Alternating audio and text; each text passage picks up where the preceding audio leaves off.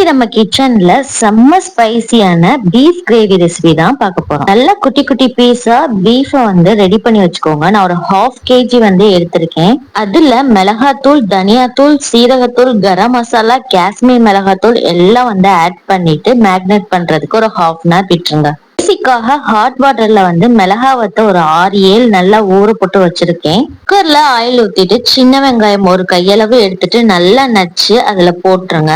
கொஞ்சம் வதங்கின அப்புறம் பெரிய வெங்காயம் 1/2 அதையும் போட்டு நல்லா வதக்கிடணும். அப்புறம் ஊற வச்ச மிளகாவத்துல சேர்த்து வதக்கி இஞ்சி பூண்டு பேஸ்டும் தேவையான அளவு உப்பும் சேர்த்து நல்லா வதக்கிடுங்க. கனிஞ்ச தக்காளியா ஒண்ணு நான் ஆட் பண்ணிருக்கேன்.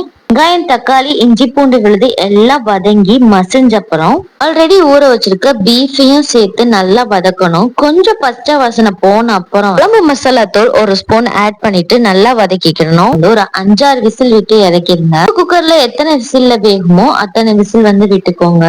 பக்கத்து இருக்கட்டும். அப்புறம் தேங்காவும் சோம்பும் எடுத்து நல்லா மைய அரைச்சு ஏரெல்லாம் போன அப்புறம் இதை சேர்த்து கொதிக்க விட்டு இறக்கிடலாம். சீல வந்து மையா வந்து தேங்காய் அரையலைன்னா அந்த பாலை மட்டும் எடுத்து ஊத்துங்க. நல்லா கொதிச்சு பீஃப் கிரேவி ஸ்மெல் வீடு ஃபுல்லா வரும். அப்ப வந்து மல்லித்தலை தூவி இறக்குங்க. கிரேவி ரைஸுக்கு மட்டும் இல்ல, சப்பாத்தி, பூரி, பொரோட்டா, இடியாப்பம்னு எல்லாத்துக்குமே செம்ம காம்போவா இருக்கும். இந்த மாதிரி ஒருக்கா ட்ரை பண்ணி பார்த்துட்டு எப்படி இருந்துச்சுன்னு சொல்லுங்க. ப்ரான் கிரேவி ரெசிபியும் நான் ஷேர் பண்ணிருக்கேன். லிங்க் வேணும்னா கீழே இருக்கு, கண்டிப்பா செக் பண்ணி பாருங்க. வீடியோ பிடிச்சிருந்துச்சுன்னா லைக் அண்ட் ஷேர் பண்ணி சப்ஸ்கிரைப் பண்ணிக்கோங்க.